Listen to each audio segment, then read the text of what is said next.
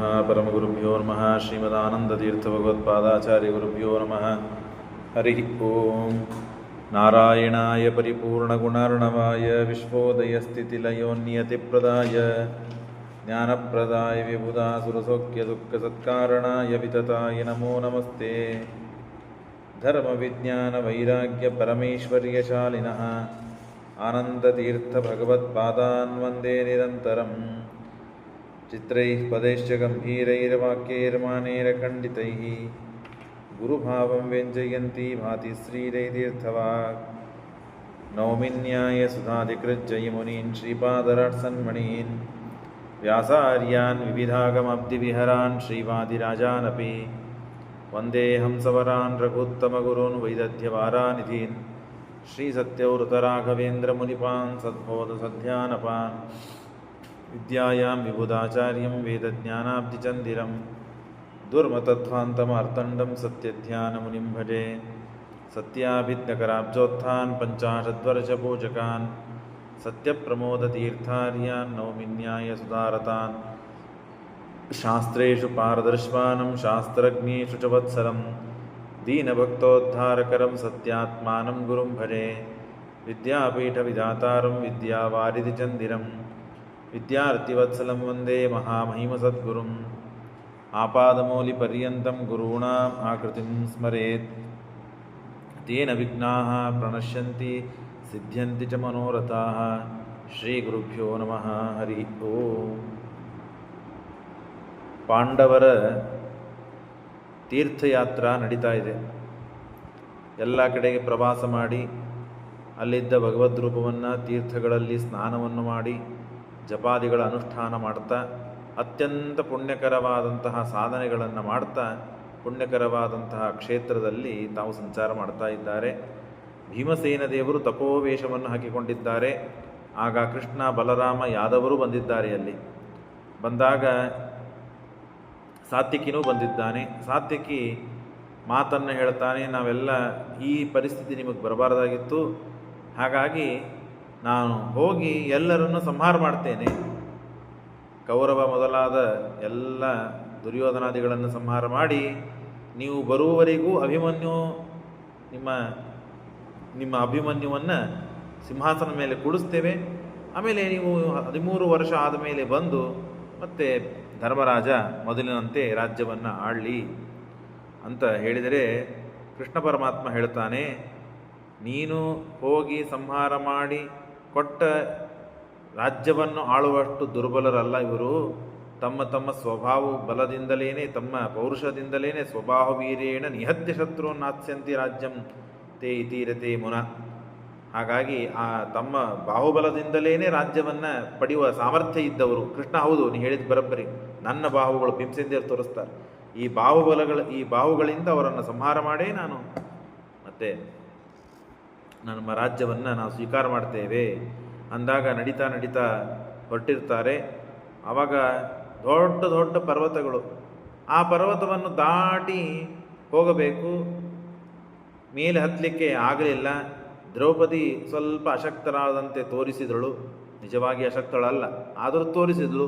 ತೋರಿಸಿದಾಗ ಘಟೋತ್ಕಚನನ್ನು, ತಮ್ಮ ಮಗನಾದ ಘಟೋತ್ಕಚರನ್ನು ಕರೀತಾನೆ ಭೀಮ. ಕರೆದಾಗ ಘಟೋತ್ಕಚ ಒಬ್ಬನೇ ಬರಲಿಲ್ಲ, ತನ್ನ ಪರಿವಾರನೂ ಬಂತು, ರಾಕ್ಷಸರ ಪರಿವಾರ. ಆ ಎಲ್ಲ ಘಟೋತ್ಕಚ ಭೀಮಸೇನರ ಮಗ ಆದದ್ದರಿಂದ ಒಳ್ಳೆಯ ರಾಕ್ಷಸರು, ಅವ್ರು ಯಾರಿಗೂ ತೊಂದರೆ ಕೊಡಲಿಲ್ಲ. ಹಾಗಾಗಿ ಬಂದು ಘಟೋತ್ಕಚ ದ್ರೌಪದಿಯನ್ನು ಎತ್ತುಕೊಂಡು ನಡೀತಾ ನಡೀತಾ ಬರ್ತಾನೆ.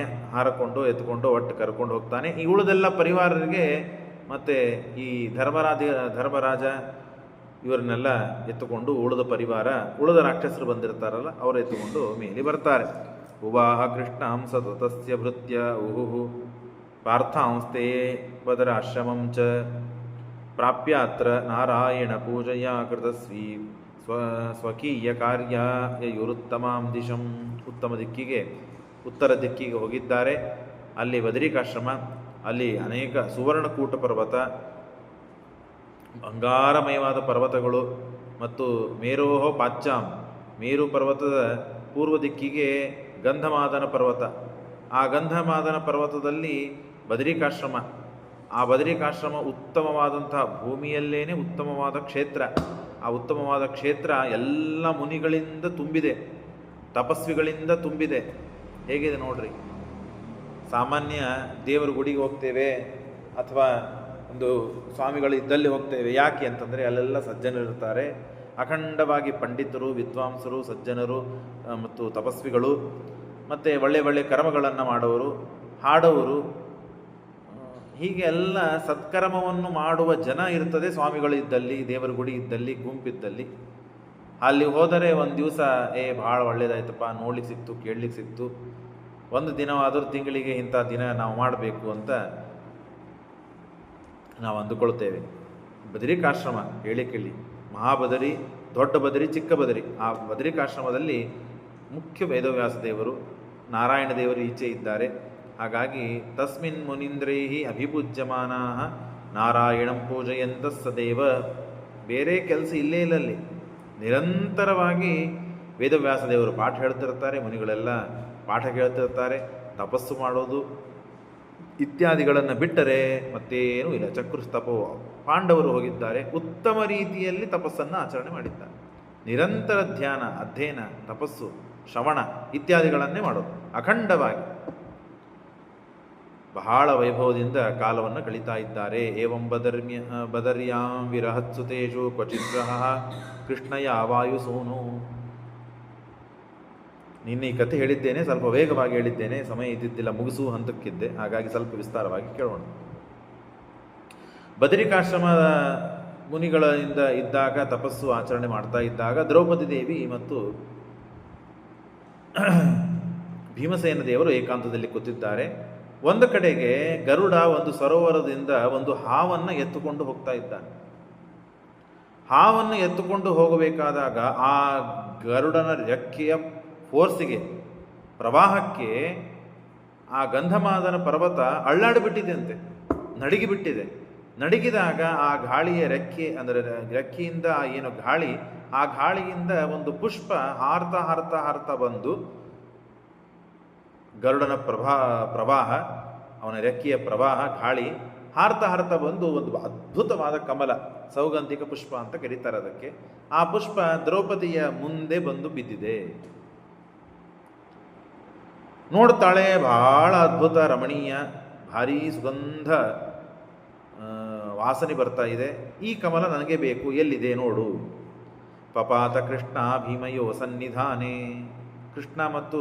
ಕೃಷ್ಣ ದ್ರೌಪದಿ ದೇವಿ ಮತ್ತು ಭೀಮಸೇನ ದೇವರು ಕೂತ ಸ್ಥಳದಲ್ಲೇನೆ ಬಂದು ಬಿತ್ತು.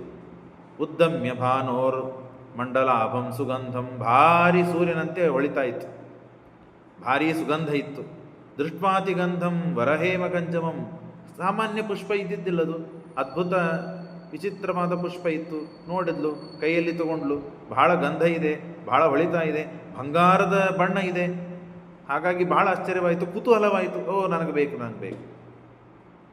ಹೆಣ್ಮಕ್ಕಳ ಸ್ವಭಾವ ಇರ್ತದಲ್ಲ, ಅಪರೂಪ ವಸ್ತುಗಳನ್ನು ನೋಡಿದರೆ ನಮಗೂ ಬೇಕು, ಅದನ್ನು ನಾವು ಪಡಿಬೇಕು ಅಂತ.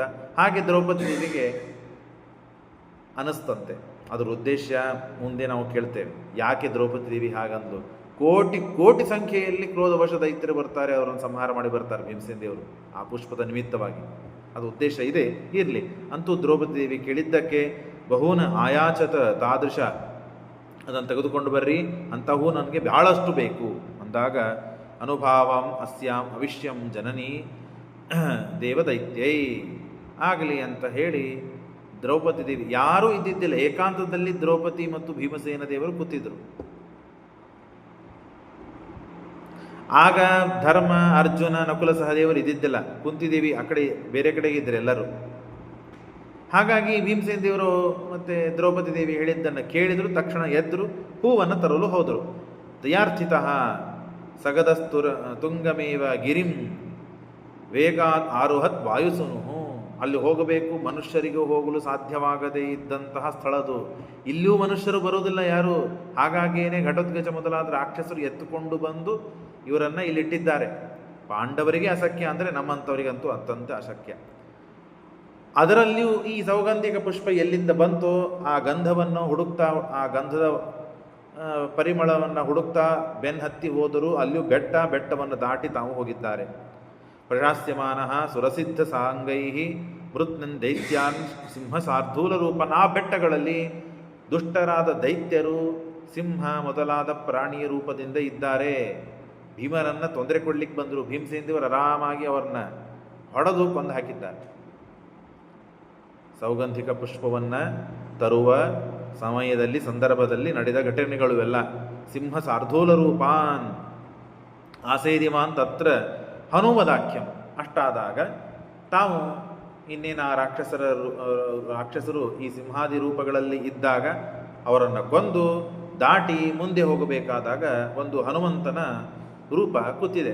ಹನುಮಂತ ದೇವರು ಕೂತಿದ್ದಾರೆ. ಹನುಮದಾಖ್ಯಂ ನಿಜಂ ರೂಪಂ ಪ್ರೋದ್ಯದ ಆದಿತ್ಯ ಭಾಸಂ.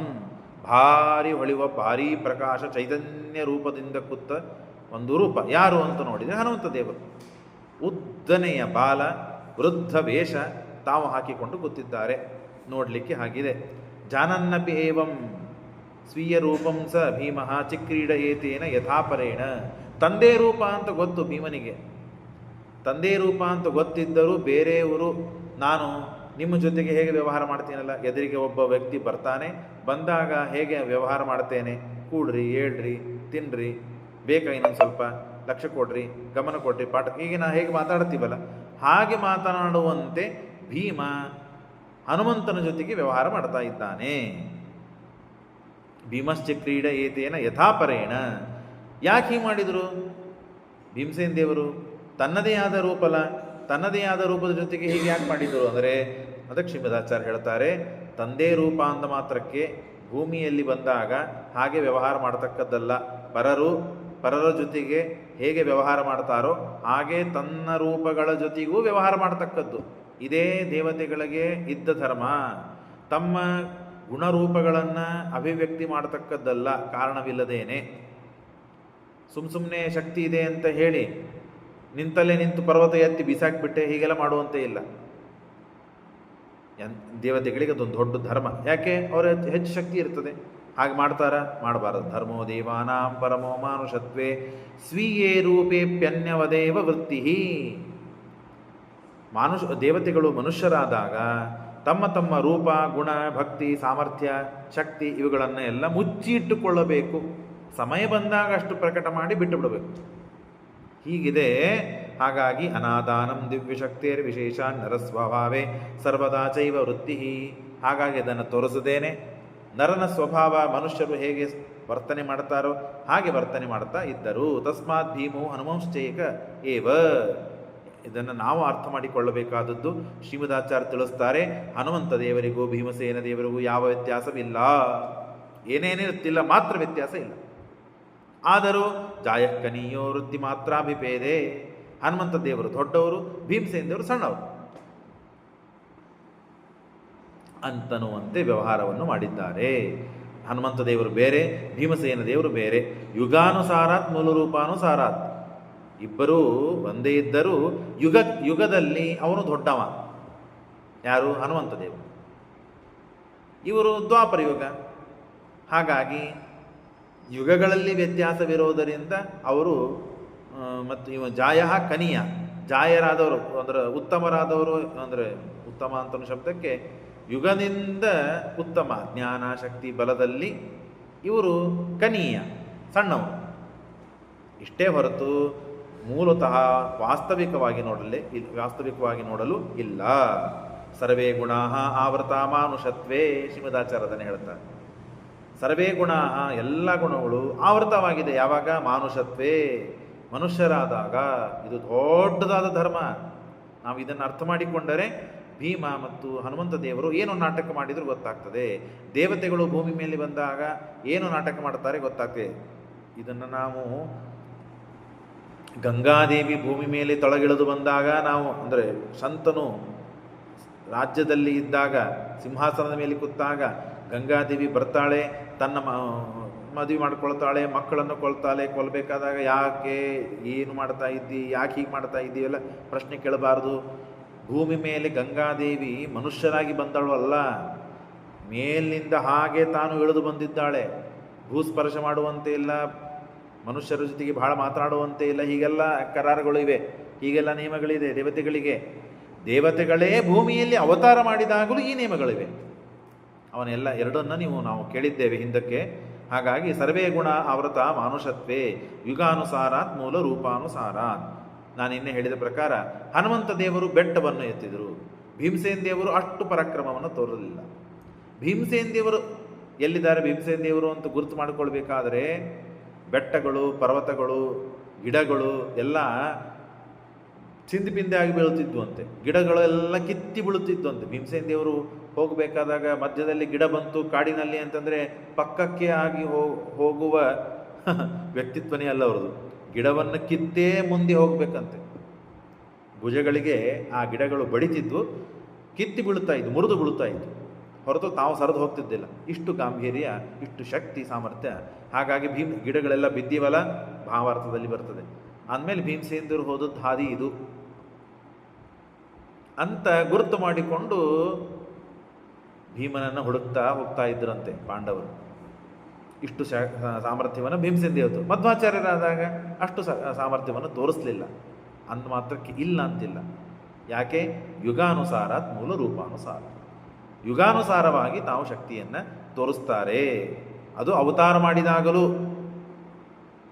ಹಾಗಾಗಿ ಕ್ರಮಾತ್ ಸುರಾಣಾಂ ಭಗವತೋ ಅವ್ಯಕ್ತ ರೂಪ ಅನಾನತೋ ವ್ಯಕ್ತಿ ಮಾಯಾಂತ್ಯ ಋಣಾಂ ವ್ಯಕ್ತಿ ಮಾಯಾಂತಿ ಉರುಣಾಂ.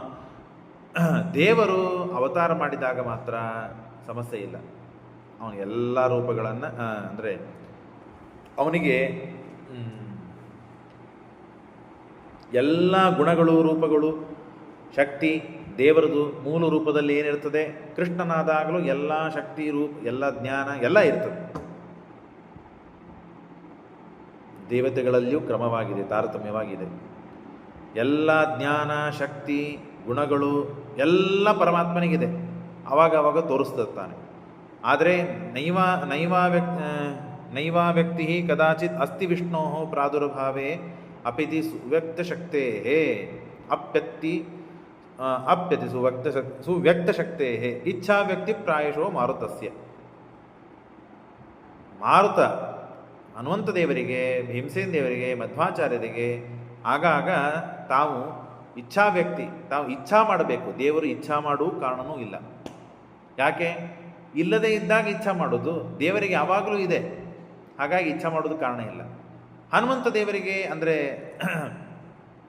ಭೀಮಸೇನ ದೇವರಿಗೆ ತಾವು ಇಚ್ಛಾ ಮಾಡಬೇಕು ಆ ಗುಣಗಳು, ಶಕ್ತಿಗಳು ಹೊರಗೆ ತೋರಿಸ್ಲಿಕ್ಕೆ. ತದನ್ನೇಷಾಂ, ಇನ್ನು ಉಳದೆಲ್ಲ ದೇವತೆಗಳಿಗೆ ಕಾರಣಗಳು ಬೇಕು, ಯಾರಾದರೂ ನೆನಪು ಮಾಡಿಕೊಳ್ಳಬೇಕು. ಅದಕ್ಕೆ ನಾನು ನಿನ್ನೆ ದೃಷ್ಟಾಂತವನ್ನು ಹೇಳಿದೆ. ಲಕ್ಷ್ಮಣ ಇದ್ದಾನೆ, ಆ ಲಕ್ಷ್ಮಣನಿಗೆ ಮತ್ತು ರಾವಣ ಬಂದು ಎತ್ತುಕೊಂಡು ಹೋಗುವ ಪ್ರಸಂಗದಲ್ಲಿ ಅವನಿಗೆ ನೆನಪು ಮಾಡಿಕೊಟ್ರು. ನೀನು ಯಾರು, ನಿನ್ನ ಶಕ್ತಿ ಏನು, ನಿನ್ನ ಯೋಗ್ಯತೆ ಏನು ಅಂದಾಗ, ನೆನಪು ಮಾಡಿದಾಗ ಅವನನ್ನು ಏನು ಅಳ್ಳಾಡಿಸ್ಲಿಕ್ಕಾಗಲಿಲ್ಲ. ಯಾಕೆಂದರೆ ಯಶದೇವರು ಅಂದರೆ ಮುಗೀತು. ಅದ್ಭುತ ಪರಾಕ್ರಮ, ಅದ್ಭುತ ಸಾಮರ್ಥ್ಯ, ಅದ್ಭುತ ಭಕ್ತಿ, ಜ್ಞಾನಗಳು. ಹಾಗಾಗಿ ಏನೂ ಮಾಡಲಿಕ್ಕಾಗಲಿಲ್ಲ. ಹಾಗಾಗಿ ನೆನಪು ಮಾಡಿಕೊಳ್ಳಬೇಕು. ಭೀಮಸೇನ ದೇವರಿಗೆ, ಮುಖ್ಯ ಪ್ರಾಣದೇವರಿಗೆ ನೆನಪು ಮಾಡಿಕೊಳ್ಳೋ, ಮುಖ್ಯ ಪ್ರಾಣದೇವರ ಅವತಾರರಾದ ಭೀಮಸೇನ ದೇವರಿಗೆ ನೆನಪು ಮಾಡಿಕೊಳ್ಳುವ ಅಗತ್ಯವಿದ್ದಿಲ್ಲ, ಯಾವಾಗಲೂ ಇರ್ತದೆ. ಆದರೆ ಅವರು ಇಚ್ಛೆ ಮಾಡಬೇಕು. ನಹುಷ ತಾನು ಬಂದು ಹಿಡಿದ ಭೀಮಸೇನ ದೇವರನ್ನು. ಯಕ್ಷ ಪ್ರಶ್ನೆ ಕೇಳಿದ, ಅದು ಭಾಗವತ ಧರ್ಮ ಅಲ್ಲ ಅಂತ ಹೇಳಿ ತಾವು ಇಚ್ಛೆನೂ ಮಾಡಲಿಲ್ಲ.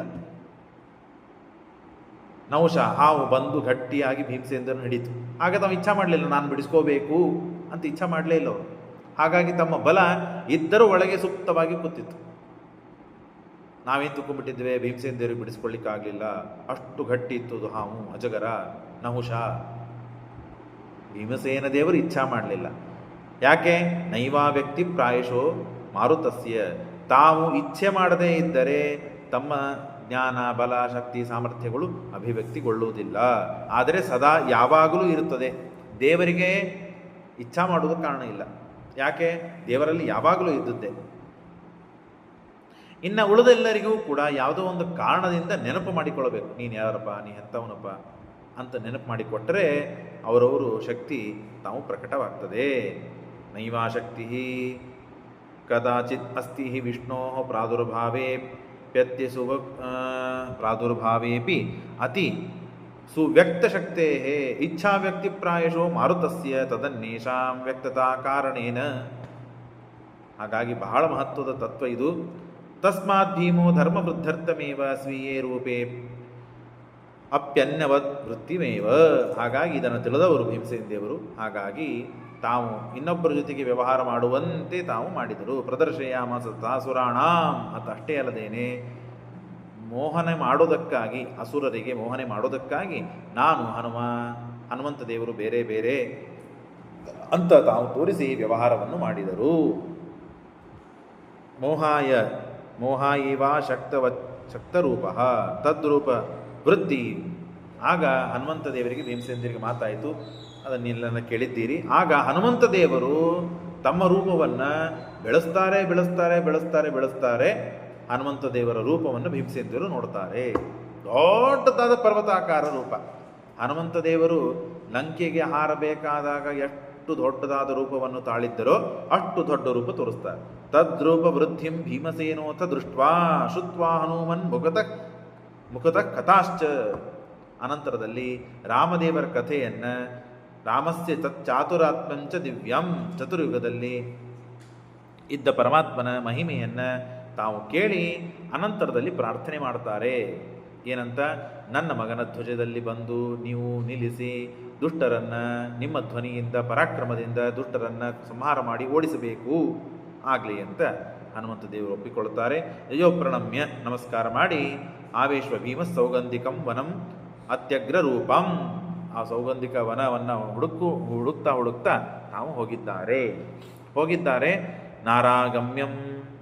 ನರಾಗಮ್ಯಂ ನರರು ಜೀವರಾಶಿಗಳು ಹೋಗಲು ಅಶಕ್ಯವಾದಂತಹ ವನ ಅದು ಎಂದು.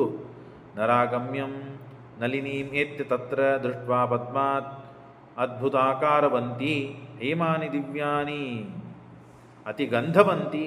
ಭಾರಿ ಅದ್ಭುತವಾದ ಸರೋವರ. ಹೇಮಾನಿ ಬಂಗಾರದ ಬಣ್ಣವುಳ್ಳದ್ದು, ಎಲ್ಲ ಪುಷ್ಪಗಳು ಅತಿ ಕೋಮಲವಾದದ್ದು, ಅತ್ಯಂತ ಗಂಧವನ್ನು, ಅದರ ಪರಿಮಳ ಎಷ್ಟೋ ದೂರದಲ್ಲಿ ಹರಿತಾ ಇತ್ತು ಅಂತೆ. ಸಮಾದದ ವೀರ್ಯಮಾಣೋ ನರಾಶೈ ತೇ ಭೀಮ ಮಾತ್ತಾಯುಧಮುಗ್ರ ರೂಪಂ ಮಹಾಬಲಂ ರೂಪನವಾವತಾರಂ ನ್ಯವಾರಯತ್ ಕ್ರೋಧವಶಾಃ ಸಮೇತಾಃ ಶತಂ ಸಹಸ್ರಾಣಿ ಅಜಿತಾನಿ ಸಂಖ್ಯೆ. ಅಲ್ಲಿ ಕ್ರೋಧವಶ ದೈತ್ಯರು ಬಂದಿದ್ದಾರೆ. ಅವ್ರದ್ದೊಂದು ಗುಂಪು. ಕ್ರೋಧವಶ ಅಂತಂದರೆ ಒಂದು ಗುಂಪದು. ಆ ಕ್ರೋಧವಶ ದೈತ್ಯರು ಬಂದಿದ್ದಾರೆ. ಎಷ್ಟು?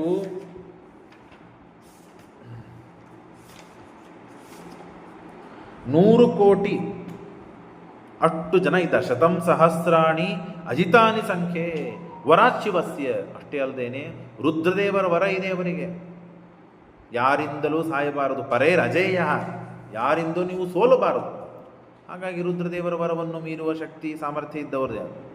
ಹನುಮಂತ ದೇವರಿಗೆ, ಮುಖ್ಯ ಪ್ರಾಣದೇವರ ಅವತಾರರಾದ ಭೀಮಸೇನ ದೇವರಿಗೆ.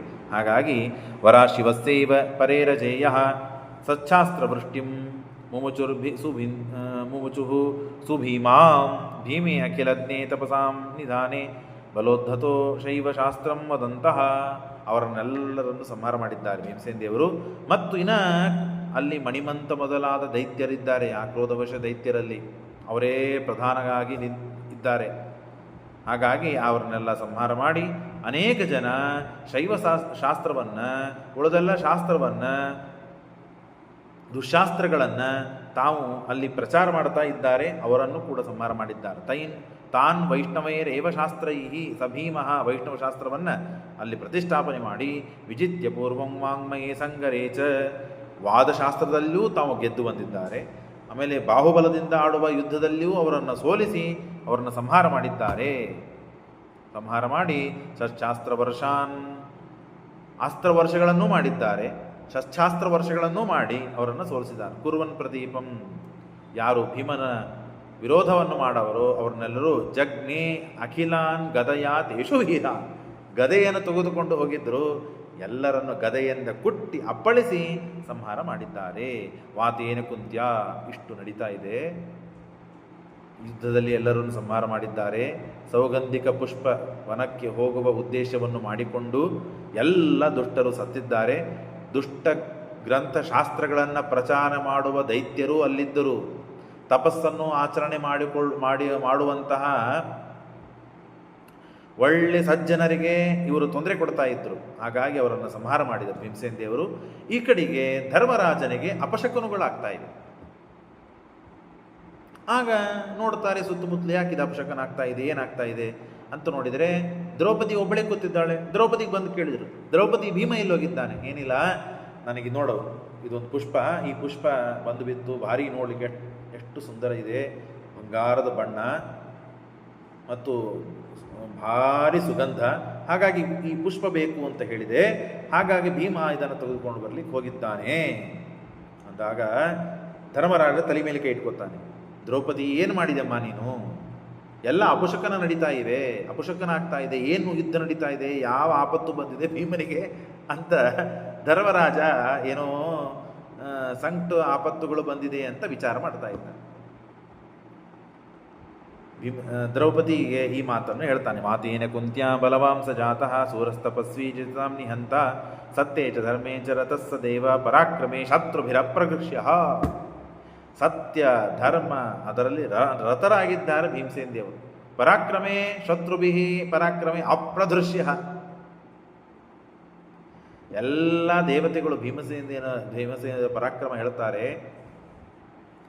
ಎಲ್ಲರಲ್ಲಿ ಅಸುರಾವೇಶವಾಗ್ತದೆ. ರುದ್ರದೇವರು ಮೊದಲು ಮಾಡಿಕೊಂಡು ಸಕಲ ದೇವತೆಗಳಲ್ಲಿ, ಮನುಷ್ಯರಲ್ಲಿ, ಎಲ್ಲರಲ್ಲಿಯೂ ಅಸುರಾವೇಶವಾಗದೇ ಇದ್ದ ದೇವತೆ ಸಂಸಾರದಲ್ಲಿ ಇದ್ದಾರೆ ಅಂದರೆ ಅವರು ಬ್ರಹ್ಮದೇವರು, ವಾಯುದೇವರು ಮಾತ್ರ. ಆಕಣಾಶ್ಮ ಸಮೋ ವಾಯು ಅಂತ ಹೇಳುತ್ತಾರೆ. ದೊಡ್ಡದಾದ ಬಂಡೆಗಲ್ಲು, ಆ ದೊಡ್ಡದಾದ ಬಂಡೆಗಲ್ಲ ಮೇಲೆ ಈ ಮಣ್ಣಿನ ಮುದ್ದಿ ಮಾಡಿ, ಒಣ ಮಣ್ಣಿನ ಮುದ್ದಿಯನ್ನು ಮಾಡಿ ಜೋರಾಗಿ ಅಪ್ಪಳಿಸಿ ಹೊಡೆದ್ರೆ ಏನಾಗಬೇಕದು? ಬಂಡೆಗೆ ಬಡೋದು ಚೂರು ಚೂರಾಗಿ ಬೀಳುತ್ತದೆ. ಆ ಹಸಿ ಇತ್ತು ಅಂದರೆ ಬಂಡಿಗೆ ಅಂಟುಕೋತದೆ ಅಷ್ಟೇ. ಬಂಡಿ ಒಳಗೆ ಪ್ರವೇಶ ಮಾಡ್ಲಿಕ್ಕೆ ಸಾಧ್ಯ ಇಲ್ಲ. ಅದು ಬಂಡಿದ್ರೆ ಕಲ್ಲು, ಕಲ್ಲಿನ ಒಳಗೆ ಪ್ರವೇಶ ಮಾಡ್ಲಿಕ್ಕೆ ಸಾಧ್ಯವಿದೆಯಾ? ಹಾಗೆ ಮುಖ್ಯ ಪ್ರಾಣದೇವರಿದ್ದಾರೆ ದೈತ್ಯರಿಗೆ. ಕಲ್ಯಾದಿ ಸಕಲ ದೇವತೆ ದೈತ್ಯರು ಮತ್ತು ವಾಯುದೇವರಲ್ಲಿ ಪ್ರವೇಶ ಮಾಡಲಿಕ್ಕೆ ಹೋದರೆ ಮಣ್ಣಿನ ಹೆಂಟಿಯಂತೆ ತಾವು ಒಡೆದು ಚೂರು ಚೂರಾಗಿ ಬಿದ್ದಿದ್ದಾರೆ ಹೊರತು ವಾಯುದೇವರಲ್ಲಿ ಪ್ರವೇಶ ಆಗಲಿಲ್ಲಂತೆ. ಅಷ್ಟು ಪರಾಕ್ರಮ, ಅಷ್ಟು ದೇವರಲ್ಲಿ ಭಕ್ತಿ, ದೇವರ ವಿಷಯಕವಾದ ಜ್ಞಾನ. ಹಾಗಾಗಿ ಸತ್ಯ ಧರ್ಮ ರಥದರಾದವರು, ಪರಾಕ್ರಮದಲ್ಲಿ ಶತ್ರುಗಳಿಗೆ ಅತ್ಯಂತ ಅಪ್ರದೃಶ್ಯರಾದವರು ವಾಯುದೇವರು. ಅವರನ್ನೆಲ್ಲ ಸಂಹಾರ ಮಾಡಿದ್ದಾರೆ. ಯಾವ ತೊಂದರೆಗಳು ಅವರಿಗೆ ಆಗಿಲ್ಲ. ತತ್ರಾಪರಾಂಶ್ಚೈವ ಬಹೂನ್ಯ ಸತ್ಯಂ ನಿರೀಶ್ವರಂ. ಅಲ್ಲಿ ನಿರೀಶ್ವರವಾದಿಗಳಿದ್ದಾರೆ. ದೇವರಿಲ್ಲ, ದೇವರಿಗೆ ಅಸ್ತಿತ್ವ ಇಲ್ಲ, ದೇವರು ನಿರಾಕಾರ ಇತ್ಯಾದಿಗಳನ್ನು ಆ ಸ್ಥಳದಲ್ಲಿಯೂ ಕೂಡ ನಿಂತು ಪ್ರಚಾರ ಮಾಡುವ ಜನ ಇದ್ದಾರಂತೆ. ಅವರನ್ನೆಲ್ಲ ಸೋಲಿಸಿ ವಿಷ್ಣು ಸರ್ವೋತ್ತಮತ್ವವನ್ನು ಪ್ರತಿಷ್ಠಾಪನೆ ಮಾಡಿ, ವಾಯುದೇವೋತ್ತಮತ್ವವನ್ನು ಪ್ರತಿಷ್ಠಾಪನೆ ಮಾಡಿದವರು ಭೀಮಸೇನ ದೇವರು. ಭೀಮನಾದಾಗ ಕೇವಲ ಯುದ್ಧವನ್ನು ಆಡಿ ಶತ್ರುಗಳನ್ನು ಸಂಹಾರ ಮಾಡಿದ್ದಲ್ಲ, ಮಧ್ವಾಚಾರ್ಯರಾದಾಗ ಏನು ಕೆಲಸ ಮಾಡಬೇಕು ಆ ಕೆಲಸವನ್ನು ಭೀಮಸೇನ ದೇವರಾದಾಗೂ ಮಾಡಿದ್ದಾರೆ ಅವರು. ದೇವರ ಸರ್ವೋತ್ತಮತ್ವವನ್ನು ಸ್ಥಾಪನೆ ಮಾಡಿದ್ದಾರೆ. ಶತ್ರುಗಳನ್ನು, ಕ್ಷತ್ರಿಯ ಧರ್ಮವಾದದ್ದರಿಂದ ಶತ್ರುಗಳನ್ನು ಸಂಹಾರನೂ ಮಾಡಿದ್ದಾರೆ. ಇದು ಭೀಮಸೇನ ದೇವರ ಅದ್ಭುತವಾದ ಪರಾಕ್ರಮ. ತತ್ರಾಪರಾಮ ಸಿದ್ಧೋಹಂ ಈಶೋಹಂ ಬ್ರುವಾಣ. ನಾನೇ ದೇವರು, ನಾನೇ ಭಗವಂತ ಅಂತ ಹೇಳಿಕೊಡುವ ಮೂರ್ಖರನ್ನು ಕೂಡ ಸೋಲಿಸಿದ್ದಾರೆ. ಬ್ರುವಾಣ ಗುಣಾನ್ ವಿಷ್ಣು ಕ್ಷಾಪಯನ್ ವಾದತೋ ಜೈತ್. ವಾದವನ್ನು ಮಾಡಿ ಸೋಲಿಸಿದ್ದಾರೆ. ವಾಗ್ಯುದ್ಧವನ್ನೂ ಗೆದ್ದಿದ್ದಾರೆ. ಬಾಹುಯುದ್ಧದಲ್ಲಿಯೂ ಗದಾಯುದ್ಧದಲ್ಲಿಯೂ ಭೀಮಸೇನ ದೇವರು ಆ ಸೌಗಂಧಿಕ ಪುಷ್ಪವನ್ನು ತಗೊಂಡು ಬರುವ ನೆಪದಲ್ಲಿ ಈ ಎಲ್ಲ ಕೆಲಸಗಳನ್ನು ಮಾಡಿದ್ದಾರೆ. ಭಿನ್ನಂ ವಿಷ್ಣುಂ ಅಧಿಕಂ ಸರ್ವತಶ್ಚ ಬ್ರುವನ್ ಪ್ರವೀರಾನ್ ಲಕ್ಷ್ಮೇಶಾಂತಿ ಜಜ್ಞೆ ತೇ ತಸ್ಯ ವೀರಂಚ ಬಲಂಚ ದೃಷ್ಟ ವಿದ್ಯಾಬಲಂ ಬಾಹುಬಲಂ ತಥೈವ. ಯಾವುದರಲ್ಲಿ ಭೀಮಸೇನ ಕಮ್ಮಿ ಇಲ್ಲ. ವಿದ್ಯಾಬಲದಲ್ಲಿಯೂ ಅಷ್ಟೇ ಅದ್ಭುತ. ಕೆಲವರು ಇರ್ತದೆ ಪರಿಸ್ಥಿತಿ, ಸಾಮಾನ್ಯವಾಗಿ ನಾವು ನೋಡಿರ್ತೇವೆ, ಜೀವನದಲ್ಲಿ ಅನುಭವಿಸಿದ್ದು ನಿಮಗೂ ಎಲ್ಲ ಸುತ್ತಮುತ್ತಲೂ ಇರ್ತದೆ. ಭಾರಿ ಬುದ್ಧಿವಂತ ಇರ್ತಾನೆ, ಆದರೆ ದೇವರು ಅವನಿಗೆ ಸೋಂಬೇರಿತನ ಕೊಟ್ಟಿರ್ತಾನೆ. ಆಳಸಿ ಅಂದರೆ ಆಳಸಿ, ಬರೇ ನಿದ್ದೆ ಮಾಡ್ತಿರ್ತಾನೆ. ಆ ನಿದ್ದೆ ಸಮಯ ಬಿಟ್ಟು ಅಭ್ಯಾಸ ಮಾಡಲಿಕ್ಕೆ ದೇವರಿಗೆ ಅವನಿಗೆ ಅವಕಾಶನೇ ಕೊಡೋಂಗಿಲ್ಲ. ಯಾಕೆ? ಭಾರಿ ಬುದ್ಧಿವಂತ ಇರ್ತಾನೆ. ಇನ್ನು ಬುದ್ಧಿವಂತ ಇರೋಂಗಿಲ್ಲ, ಆದರೆ ಬಾಹುಬಲ ಬುದ್ಧಿವಂತ ಇರ್ತಾನೆ, ನಿದ್ದೆ ಅವನಿಗೆ ಕೊಟ್ಟಿರ್ತಾನೆ, ಅಥವಾ ದೇಹದಲ್ಲಿ ಶಕ್ತಿ ಕೊಟ್ಟಿರೋದಿಲ್ಲ. ಅಖಂಡ ಅನಾರೋಗ್ಯ, ಜಡ್ಡಿಗೆ ಬೀಳೋದು, ಜ್ವರ ಬರೋದು, ಹೀಗೆಲ್ಲ ಮಾಡಿರ್ತಾನೆ. ಅಭ್ಯಾಸಕ್ಕೆ ಕೂತ್ರೆ ಚಲೋ ಅಭ್ಯಾಸ ಮಾಡ್ತಾನೆ, ಪಾಠಕ್ಕೆ ಹೋದರೆ ಚಲೋ ತಿಳ್ಕೊತಾನೆ, ಅಭ್ಯಾಸ ಮಾಡ್ತಾನೆ, ಶಾಣೆ ಆಗ್ತಾನೆ, ಎಲ್ಲ ಆಗ್ತಾನೆ. ಯಾಕಂದರೆ ಅವನ ಬುದ್ಧಿನೇ ಅಷ್ಟು ಭಾರಿ ಬುದ್ಧಿ. ಆದರೆ ಹೋಗಲಿಕ್ಕೆ ಬರದೇ ಇದ್ದಂತೆ ವಿಘ್ನ ಅವನಿಗೆ ಅನಾರೋಗ್ಯ ಅಥವಾ ದಾರಿದ್ರ್ಯ, ಬಡತನ. ಹಾಗಾಗಿ ಅವನಿಗೆ ಓದಲಿಕ್ಕಾಗೋದಿಲ್ಲ. ಇದು ಬುದ್ಧಿವಂತ ಇದ್ದ ಪರಿಸ್ಥಿತಿ. ಇದೊಂಥರ ವಿಘ್ನ ಇರ್ತದೆ. ಇನ್ನು ಬುದ್ಧಿ ಇರೋದಿಲ್ಲ, ಆದರೆ ಶಕ್ತಿ ಭಾರಿ ಇರ್ತದೆ ಕೆಲವರಿಗೆ. ಬುದ್ಧಿ ಇದ್ದವನಿಗೆ ಶಕ್ತಿ ಇದ್ದರೆ ಎಷ್ಟು ಬೆಳಿಬೋದು, ಅವನು ಎಷ್ಟು ಜ್ಞಾನವನ್ನು ಗಳಿಸ್ಬೋದು. ಆದರೆ ಗಳಿಸ್ಲಿಕ್ಕಾಗೋದಿಲ್ಲ, ಅವನ ಪ್ರಾರಬ್ಧನೇ ಹಾಗಿರ್ತದೆ. ಎಲ್ಲವೂ ಒಂದೇ ಕಡೆಗಿರುವುದಂದರೆ ಅದು ಭೀಮಸೇನ ದೇವರಲ್ಲೇ ಅಂತ ನಾವು ನೋಡ್ಬೋದು. ಬಾಹುಬಲನೂ ಭಾರಿ, ಬುದ್ಧಿಬಲನೂ ಭಾರಿ, ವಾಗ್ಬಲನೂ ಭಾರಿ, ಎಲ್ಲ ಗುಣಗಳಿಂದ ತುಂಬಿತ್ತು. ಹಾಗಾಗಿ ವಿದ್ಯಾಬಲಂ ಬಾಹುಬಲಂ ತಥೇವ ಅಶಕ್ನುವಂತ ಸಹಿತಾ ಸಮಸ್ತಾ ಹತಪ್ರವೀರಾ ಸಹಸಾ ನಿವೃತ್ತಾ. ಸೋತು ಕೆಲವರು ಓಡೋಗಿದ್ದಾರೆ, ಕೆಲವರು ಸತ್ತು ಹೋಗಿದ್ದಾರೆ, ಕೆಲವರು ಏನಪ್ಪ ಯಾವ ವ್ಯಕ್ತಿನೋ ಮಾರ ಇವನು ಅಂತ ಹೇಳಿ ವಿಕ್ರಮ್ಯತಾನ್ ಗದಯ ಏವ ನಿಹತ್ಯ ವಿದ್ರಾವ್ಯ ಸರ್ವಾನ್ ನಲಿನಿಂ ಪ್ರವಿಶ್ಯ ಪೀತ್ವಾ ಅಮೃತಾಂಭಾಶ್ಚ ತಥೋ ಅಂಬುಜನಿ ದಿವ್ಯಾನಿ ಜಗ್ರಾಹ ಕುರುಪ್ರವೀರಾಹ. ಇಷ್ಟಾಗಿದೆ. ಯಾಕೆ ಹೋದದ್ದು? ಸೌಗಂಧಿಕ ಪುಷ್ಪವನ್ನು ದ್ರೌಪದಿ ಹೇಳಿದ್ದಾಳೆ ತೆಗೆದುಕೊಂಡು ಬರಬೇಕು ಅಂತ ಹೇಳಿ. ಆದರೆ ಹೋಗುವಾಗ ವ್ಯಾಘ್ರಾದಿ ರೂಪಗಳಲ್ಲಿ ಇದ್ದ ದುಷ್ಟರನ್ನು ಸಂಹಾರ ಮಾಡಿದ್ದಾರೆ. ಹೋದ ಮೇಲೆ ಅಲ್ಲಿ ತೊಂದರೆ ಕೊಟ್ಟರು. ಎಲ್ಲ 100 ಕೋಟಿ ಕ್ರೋಧವಶ ದೈತ್ಯರನ್ನು ಸಂಹಾರ ಮಾಡಿದ್ದಾರೆ. ಇನ್ನು ಮಣಿಮಂತಾದಿ ದೈತ್ಯರು ಪ್ರಧಾನರಾಗಿದ್ದವರು, ಅವರನ್ನು ಸಂಹಾರ ಮಾಡಿದ್ದಾರೆ. ಇನ್ನು ಅಲ್ಲಿ ಅಪಪ್ರಚಾರ ಮಾಡುವ ತಾನೇ ವಿಷ್ಣು ತಾನೇ ದೇವರು, ಯಾವ ಧರ್ಮಕರ್ಮಗಳಿಲ್ಲ ಅಂತ ಅಪನಂಬಿಕೆ ಅವಿಶ್ವಾಸವನ್ನು ಹುಟ್ಟಿಸುವ ಜನ ಇದ್ದರು, ಅವರನ್ನೆಲ್ಲ ಸೋಲಿಸಿ ವಾದದಲ್ಲಿ ಗೆದ್ದಿದ್ದಾರೆ. ಹೀಗೆಲ್ಲ ಮಾಡಿ ಕೊನೆಗೆ ಆ ಸೌಗಂಧಿಕ ಪುಷ್ಪವನ್ನು ತೆಗೆದುಕೊಂಡು ಬಂದರು. ಕೊನೆಗೆ ಬಂದರೋ ಇಲ್ಲೋ ಅಂತಂದರೆ ದೃಷ್ಟ್ವಾ ಕೃಷ್ಣ ಈ ಕಡೆ ದ್ರೌಪದಿ ದೇವಿ, ಪಾಂಡವರು ಅಪಶಕುನ ಆಗುವುದನ್ನು ನೋಡಿ ಧರ್ಮರಾಜ ಅಂಜಿಸ್ಬಿಟ್ಟ. ಹಾಗಾಗಿ ದ್ರೌಪದಿಗೂ ನಾಟಕ ಮಾಡಿದ್ಲು, ಅಯ್ಯೋ ನಾ ಯಾಕೆ ಕಳಿಸ್ಬಾರ್ದಾಗಿತ್ತು, ಯಾಕೆ ಹಿಂಗೆ ಮಾಡಿದೆ ಅಂತ ಈ ಕಡೆ ಎಲ್ಲ ದೀನರಾಗಿ ಅಂಜುಕೊಂಡು ಗಾಬರಿಯಾಗಿ ಕೂತಿದ್ದಾರೆ. ಆ ಕಡೆ ಭೀಮಸೇನರು ಆರಾಮಾಗಿ ಸಿಂಹದ ನಡಿಗೆ, ಗಾಂಭೀರ್ಯವಾದ ನಡಿಗೆಯಿಂದ ನಡೀತಾ ಆ ಹೂವನ್ನು ತರ್ತಾ ಇದ್ದಾರೆ. ಸೌಗಂಧಿಕಾರ್ಥಂ ಯಾತಂ ತಂ ಶ್ರುತ್ವ ಕೃಷ್ಣ ಮುಖಾನ್ ನೃಪಃ ಆರೋಗ್ಯ ರಾಕ್ಷಸಶ್ರೇಷ್ಠಾನ್ ಕೃಷ್ಣಯ್ಯ ಭಾತೃಭಿಸ್ಸಹ ಏವರು ಕೋದರೆ ತತ್ರ ದೃಷ್ಟ್ವಾ ಚೈನಂ ಅವಸ್ಥಿತಂ ಉವಾಚ ನೈವಂ ಇತ್ತೇವಂ ಭೀಮೋ ಗಿರೀಶಕೋಪತಃ. ಹೀಗೆ ಭೀಮಸೇನ ದೇವರು ತಂದು, ಹೆಂಡತಿ ಎಂದೂ ಏನೂ ಕೇಳಿದವಳಲ್ಲ ದ್ರೌಪದಿ ದೇವಿ. ಎಂದಾದರೂ ಭೀಮಸೇನ ದೇವರು ಎರಡು, ಒಮ್ಮೆ ಕೀಚಕ ತೊಂದರೆ ಕೊಟ್ಟಾಗ ಭೀಮನ ಹತ್ರ ಬಂದು ಕೇಳಿದಾಗ ಕೀಚಕನ ಸಂಹಾರ ಮಾಡಿದ್ದು ಕೇಳಿದ್ರು. ಯಾವ ವರ್ಷಕ್ಕೊಮ್ಮೆಯೋ ಏನೋ ದುಷ್ಟರು ಸಂಹಾರ ಮಾಡಬೇಕು ಅಂತ ದ್ರೌಪದಿ ಕೇಳಿದ್ಲು. ಇಲ್ಲೂ ಸೌಗಂಧಿಕ ಪುಷ್ಪವನ್ನು ತಾನು ಆಸೆ ಪಟ್ಟು ಕೇಳಿದ್ದಲ್ಲ. ಅಲ್ಲಿ ದುಷ್ಟರಿದ್ದಾರೆ, ಬಹಳ ಅಪಪ್ರಚಾರ ಮಾಡುವವರು ಇದ್ದಾರೆ, ಮತ್ತು ರಾಕ್ಷಸ ರೂಪದಲ್ಲೂ ಶಾಸ್ತ್ರವನ್ನು ಹಾಳು ಮಾಡುವವರಿದ್ದಾರೆ.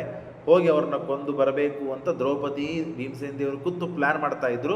ಗರುಡ ಸಹಕಾರ ಮಾಡಿದ. ಸರೋವರದಿಂದ ಹಾವನ್ನು ತೆಗೆದುಕೊಂಡು, ಅವನಿಗೇನು ಕಷ್ಟ ಇತ್ತು ರೀ ಗರುಡನಿಗೆ? ಅವನಿಗೆ ಹಸಿವಾಗಿತ್ತ? ಇಲ್ಲ. ಆ ನೆಪದಲ್ಲಿ ತನ್ನ ರೆಕ್ಕಿ ಜೋರಾಗಿ ಬಡಿದ. ಆ ಪುಷ್ಪ ಹಾರಿ ದ್ರೌಪದಿ ಮುಂದೆ ಬಿತ್ತು. ತಾವು ವಿಚಾರ ಮಾಡ್ತಾ ಇದ್ರು. ಆ ವಿಚಾರಕ್ಕೆ ಒಂದು ಸಾಥ್ ಕೊಟ್ಟಂತೆ ಆಯಿತು. ಆ ನೆಪ ಮಾಡಿಕೊಂಡು ಭೀಮಸೇನರು ಹೋದರು. ಹೊರತು ದ್ರೌಪದಿ ದೇವಿಗೆ ಆಸೆ ಇತ್ತು, ಹೂ ಹಾಕೋಬೇಕು ತಲೆಗೆ, ಆ ಹೂ ಬೇಕು, ಆ ಉದ್ದೇಶ ಅಲ್ಲ. ದುಷ್ಟರ ಸಂಹಾರ, ಶಿಷ್ಟರ ರಕ್ಷಣೆ, ಇದು ಪ್ರಧಾನ ಉದ್ದೇಶ ಆಗಿತ್ತು. ಹಾಗಾಗಿ ಭೀಮಸೇನರು ಹೋಗಿದ್ದಾರೆ. ಅಲ್ಲಿ ಮಾಡುವ ಕೆಲಸವನ್ನು ಮಾಡಿಕೊಂಡು ಸೌಗಂಧಿಕ ಪುಷ್ಪವನ್ನು ತೆಗೆದುಕೊಂಡು ತಗೋ ದ್ರೌಪದಿ ಅಂತ ತಂದು ಕೊಟ್ಟು. ಶ್ರೀಕೃಷ್ಣ ಅರ್ಪಣಮಸ್ತು.